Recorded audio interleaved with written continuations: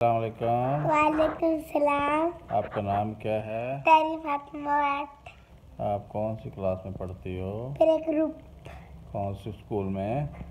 अल अल school system. आपके अब्बू का नाम क्या है? फयाज बाट। आपके भाई का नाम क्या है? भाईजान मार बाट। अच्छा, ठीक। आपके पेपर हो गए हैं? जी। अच्छा, शाबाश। अच्छा, आप बताएं आपको कौन से कार्टून पसंद है? एम,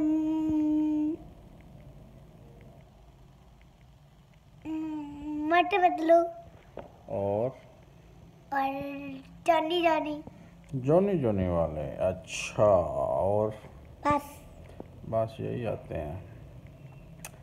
आपको और क्या पसंद है? बस यही। कलर करना पसंद है?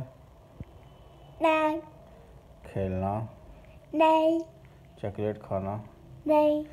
तो ये जो मुंह भरा हुआ चॉकलेट से, ये किस तरह भरा हुआ है? आपको पसंद नहीं है तो हैं? अभी कहती चॉकलेट पसंद नहीं है, मुंह सारा चॉकलेट से भरा हुआ है।